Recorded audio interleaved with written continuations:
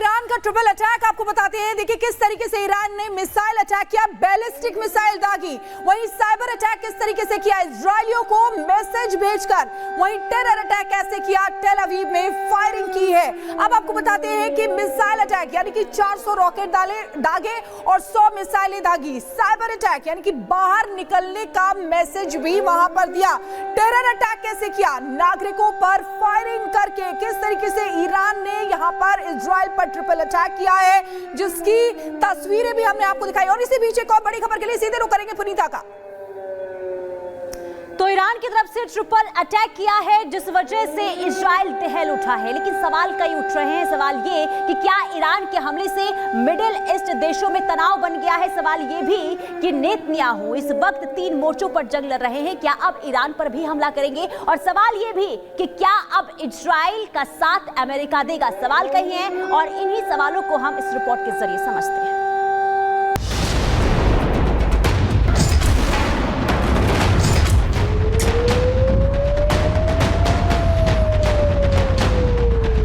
Israel ने जिस तरह ताबड़तोड़ हमले कर गाजा और लेबनान को दहलाया, अब ठीक वैसे ही ईरान इजराइल को दहला रहा है, बारूदी गोले बरसा रहा है, ताबड़तोड़ अटैक कर नेतन्याहू के देश से बदला ले रहा है। इजराइल ने सोचा भी ना होगा कि सिर्फ धमकी देने वाला ईरान इतना बौखला जाएगा कि वो सीधा उस पर अटैक कर देगा। ईरान ने मंगलवार की पूरी रात 2 बार इजराइल पर अटैक किए। बैलिस्टिक मिसाइल और रॉकेट से इजराइल के कई बुनियादी ढांचों को नुकसान पहुंचाया, सैन्य अड्डों को भी नहीं छोड़ा। ईरानी हमलों को इजरायली आयरन डोम ने काफी हद तक विफल भी किया, लेकिन कुछ से वो चूक गया, जिसके बाद नेतन्याहू तलमिला गए और ईरान को सीधी सीधी धमकी दे डाली। הערב איראן שוב תקפה את ישראל במאות טילים. המתקפה הזאת נכשלה. היא סוכלה בזכות מערך ההגנה האווירי של ישראל, שהוא המתקדם ביותר בעולם, ואני מברך את צה"ל על ההישג המרשים. היא גם סוכלה בזכות הערנות והאחריות שגיליתם אתם, אזרחי ישראל. ואני מודה גם לארצות הברית על תמיכתה במאמץ ההגנה שלנו. बेंजामिन का बयान आया तो ईरानी सुप्रीम लीडर खामेनेई ने भी साफ कह दिया कि जब तक वो इजराइल को जख्म नहीं देगा तब तक उनकी सेना पीछे नहीं हटेगी। خداوند متعال در آیات مکرر قرآن این وعده رو داده است که اهل जहां एक तरफ खामेनेई ने इजराइल के संपूर्ण नाश की कसम खाई है, तो दूसरी तरफ नेतन्याहू के दोस्त और सुपर पावर अमेरिका ने इजराइल की पूरी मदद की बात फिर से दोहराई है। इजराइल में आए संकट को देखते हुए अमेरिकी राष्ट्रपति जो बाइडेन ने मीटिंग की और कहा, Make no mistake, the United States is fully supportive of Israel. कई इजराइल समर्थित देश भी आगे आए जिन्होंने ईरान के हमलों को देखते हुए अपने एयर स्पेस को बंद कर दिया, जिससे होकर कोई भी मिसाइल और रॉकेट इजराइल पर न गिरे।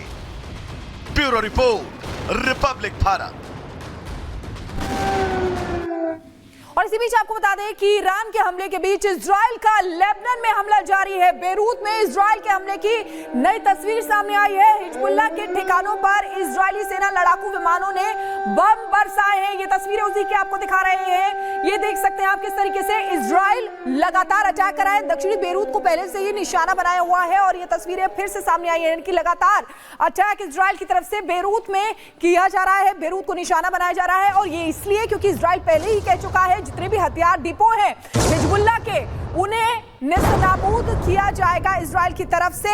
और वही उसी ओर अग्रसर इजराइल नजर आ रहा है और इसीलिए अभी भी दक्षिण बेरूत में लगातार अटैक जो है इजराइल की तरफ से हो रहा है। तो देखिए ये तस्वीरें उसी की हैं।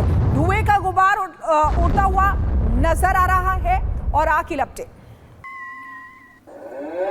और देखिए किस तरीके से महायुद्ध में कौन किसके साथ है, अब ये आपको बताते हैं ग्राफिक्स के जरिए कि कौन किसके साथ है। ईरान की अगर बात करें तो ईरान समर्थित देश है इराक। इराक कह रहा है कि अगर अमेरिका ने युद्ध में इराक के खिलाफ कार्रवाई की तो इसके अंजाम खराब होगा, यानी कि भुगतना पड़ेगा। वहीं इजराइल का समर्थित देश अमेरिका ईरान को इस हमले के नतीजे भुगतने होंगे, ये अमेरिका कह रहा है। तो कौन कौन से देश किसके साथ हैं ये आपको बता रहे हैं। देखिए, इराक जो ईरान समर्थित है, वहीं अमेरिका जो इजराइल का साथ दे रहा है। और वहीं आपको बताएं कि किस तरीके से अमेरिका जो कह रहा है कि पूरी तरह से हम इजराइल का समर्थन करते हैं। ईरान कह रहा है कि एक्शन लिया तो इसके परिणाम खतरनाक होंगे। अगर इजराइल ने वापस एक्शन लिया तो इसके परिणाम खतरनाक होंगे, इराक ये कह रहा है। और तस्वीरें भी हमने आपको दिखाई थी, जैसे ही ईरान ने मिसाइल अटैक किया तो इराक में जश्न मनाया जा रहा था। हजारों की संख्या में लोग बाहर निकल आए और नाचते गाते झूमते हुए नजर आ रहे थे।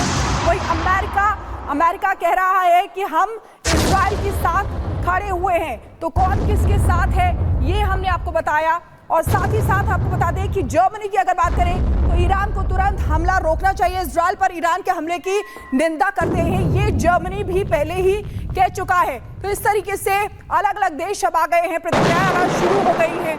और आपको बताएं कि ईरान और इजराइल के बीच जंग का नया चैप्टर तैयार हो रहा है। ईरानी हमले में इजराइल दहला जरूर है, लेकिन उसके शानदार डिफेंस सिस्टम और युद्ध को लेकर उसकी बेहतर तैयारी ने उसे किसी बड़े नुकसान से बचा लिया है।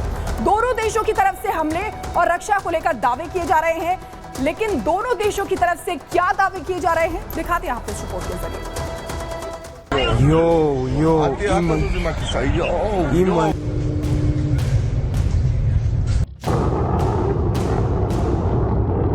ईरान ने जो कहा वो करके दिखाया। 2313 किलोमीटर दूर इजराइल पर ताबड़तोड़ आग के गोले बरसाए, धमाकों की ऐसी गूंज जिससे पूरा मिडिल ईस्ट कांप उठा। ईरान ने इजराइल पर एक साथ सैकड़ों बैलिस्टिक मिसाइलें दागी। ईरानी हमले में तेल अवीव समेत पूरे इजराइल में हाहाकार मच गया। देखते ही देखते शांत पड़ा इजराइल युद्ध क्षेत्र में तब्दील हो गया।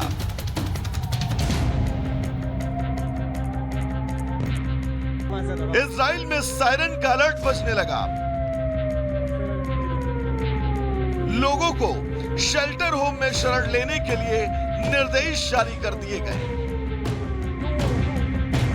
ईरान की तरफ से दावा किया गया कि इस हमले में इजराइल को भारी नुकसान हुआ है, साथ ही युद्ध का करारा जवाब देने की बात कही।